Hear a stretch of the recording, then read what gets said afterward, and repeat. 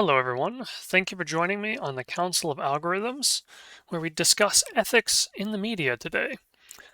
In today's episode, we are talking about a difficult topic.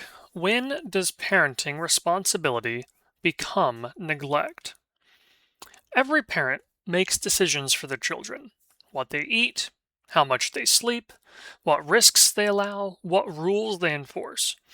Most of these decisions happen quietly inside homes where families balance love with responsibility, personal beliefs, and individual circumstances.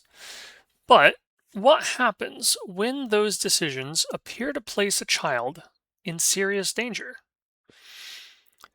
A case from Flint Township, Michigan raises one of the most difficult ethical questions surrounding parenting.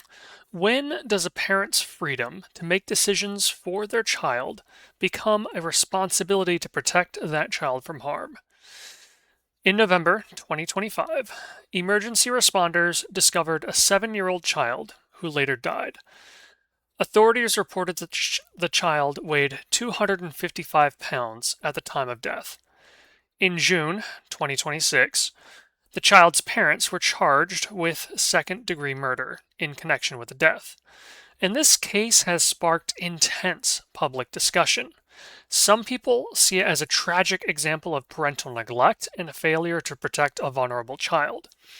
Others raise questions about how society defines responsibility, how institutions respond to child welfare concerns, and when outside intervention becomes necessary. This story is not simply about food or weight. It is about a much deeper ethical conflict. How do we balance parental freedom with society's responsibility to protect children who cannot fully protect themselves? So, our ethical challenge that we're looking at is, when does allowing someone freedom become failing to fulfill a duty of care? So, before we analyze the ethics, we must first understand what is known. According to reports from ABC News' Terry Camp, a 7-year-old child in Flint Township, Michigan, died in November 2025. Authorities later filed criminal charges against the child's parents in June 2026, including second-degree murder charges. Investigators reported that the child weighed approximately 255 pounds at the time of death, and this case has drawn attention because of questions surrounding the child's health, living conditions, parental decisions, and whether warning signs should have resulted in intervention. The criminal case that is pending will determine legal responsibility. Our focus today is different.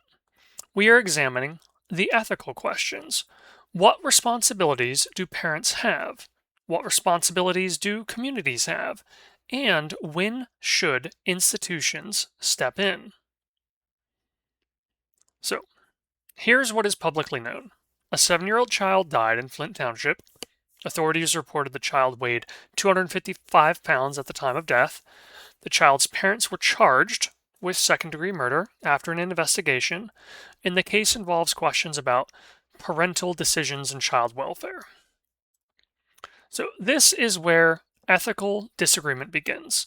Some people interpret the situation as a child was dependent on adults for protection, and those adults failed their responsibility. Others may interpret it as a complicated situation involving health, family circumstances, resources, education, and systemic issues. Both interpretations focus on real concerns. The challenge is determining how much responsibility belongs to individuals and how much belongs to larger systems. There are important questions that may only become clearer through legal proceedings. For example, what specific circumstances contributed to the child's condition? Were there previous concerns reported to authorities? Did medical professionals, schools, or community members identify warning signs? What opportunities existed for intervention? And were there underlying health conditions or other factors involved? Ethical analysis requires humility, and we must examine serious questions without pretending we know every detail. So, with that, let's begin with discussing some of the different ethical tensions involved in this case, and then we'll explore um, some of the different ethical frameworks that are involved in this discussion. And again, I don't want to minimize what happened here, but this is important to understand what uh, factors led up to this and what could have potentially been done differently in order to change the circumstances here. The first ethical tension that we'll evaluate is parental freedom versus child protection. And this is one of the strongest tensions in this case between the balance of parental authority and child attention, because parents have significant freedom to raise their children according to their own values. They decide what foods are served, what rules exist at home, how children are disciplined, what lifestyle choices families make. And this freedom is important. Families need autonomy. However, children are different from adults. A child does not have the same ability to understand long term consequences, seek help, or make independent choices. And this creates a moral responsibility. Parents are not only decision makers, they are caretakers. And this leads us to an ethical framework of rights and responsibilities. A rights based approach asks what rights are involved.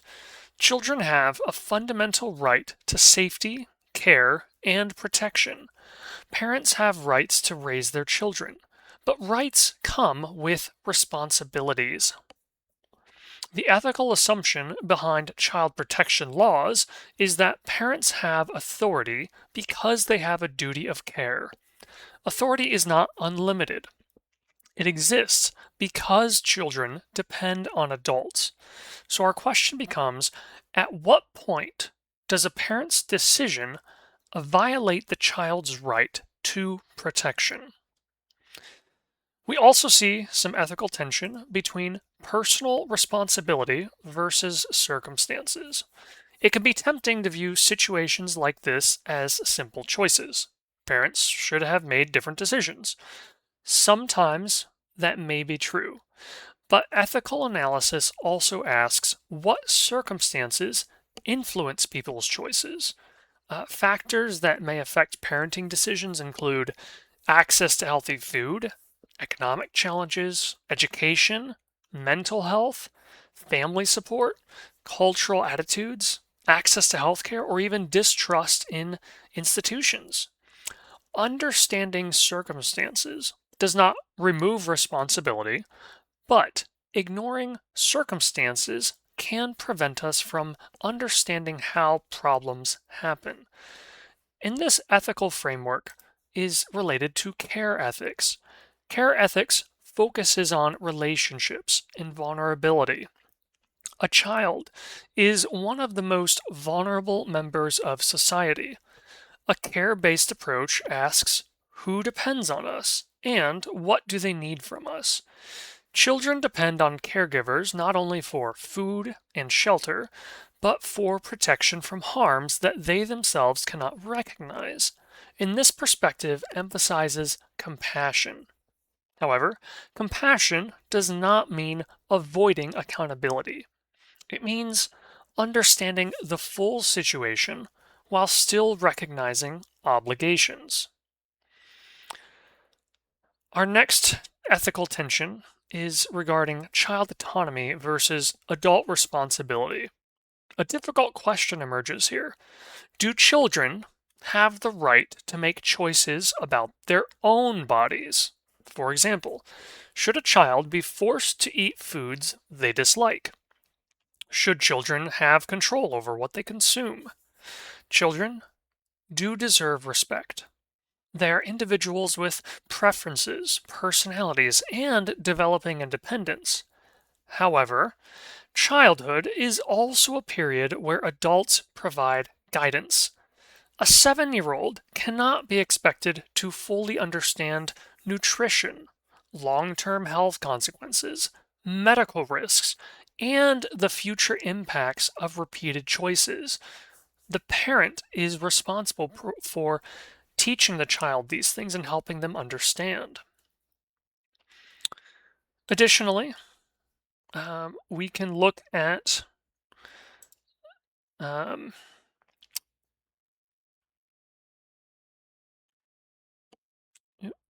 so yes, we're looking at liberty and autonomy here as the ethical framework. So a liberty-based approach values individual choice, but autonomy requires capacity. A toddler cannot consent to every medical decision. A young child cannot independently evaluate every risk. Therefore, society generally accepts that parents sometimes limit children's choices because they have a responsibility to protect them. The challenge becomes how much control is appropriate? When does guidance become unnecessary restriction? How does freedom, or when does freedom become abandonment? Another ethical tension is prevention versus intervention. So, when should outside institutions intervene? Child welfare agencies, schools, and healthcare providers exist because sometimes children need protection beyond their immediate families. But intervention also creates risks. Too little intervention may allow harm. Too much intervention may violate family privacy, and this creates a difficult balance. The ethical framework here is consequences. A consequences based approach asks what action creates the best outcome?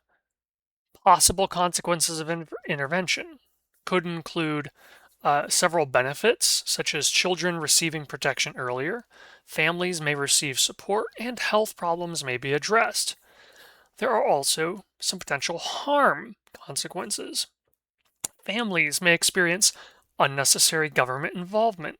Communities may unfairly judge families, and fear of intervention may discourage people from seeking help. The ethical challenge is not simply should we intervene, it is when does intervention prevent harm and when does it create new harms? There are also several different assumptions behind these different ethical perspectives. For example, parents have the primary responsibility.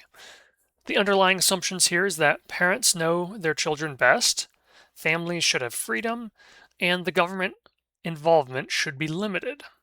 There's an ethical foundation here in liberty, in privacy, family autonomy, and it does have a few different potential strengths. It does protect families from unnecessary interference. However, one weakness is that it may fail children who are unable to protect themselves.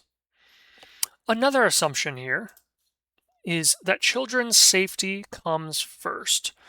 The underlying assumptions here are that children are vulnerable, adults have a duty to protect them, and society has responsibility whenever children are endangered. Different ethical foundations here are duty, justice, and the protection of vulnerable people. One potential strength is that it prioritizes those least able to advocate for themselves. But a weakness is that it requires careful boundaries to prevent excessive intervention. A third perspective is that support systems matter. The underlying assumptions for this perspective is that families exist within larger systems, that problems often have multiple causes, and prevention requires community support. It has an ethical foundation in care ethics and social responsibility. One potential strength is that it looks beyond blame and it looks for solutions. However, one weakness in this is that it can make accountability more complicated. One of the things that we like to discuss when faced with these different ethical scenarios, whether it's in real life, in history, or in fiction, we like to consider different alternatives that could have been made. Um, For example, there could have been earlier medical and community intervention.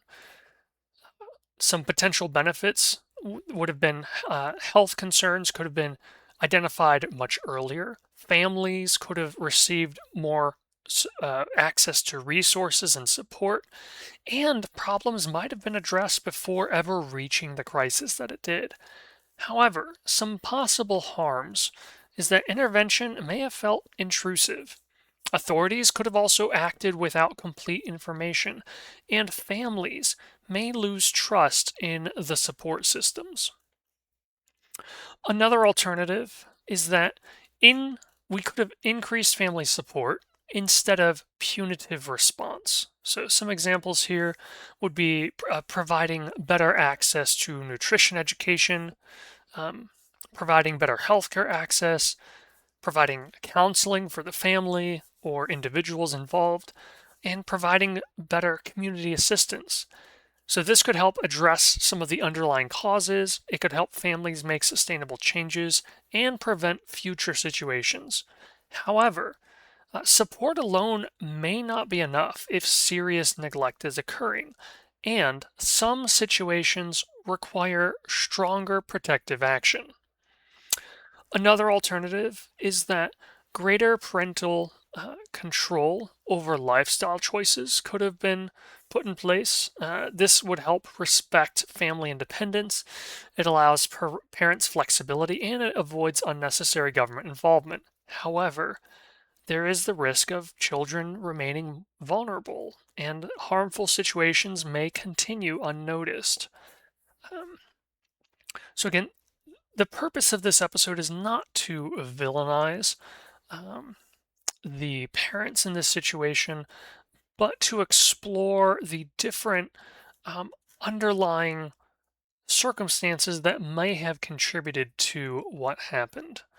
So, as we turn the question towards you, the viewers, we have some thoughts to reflect on. And please feel free to post your answers in the comments.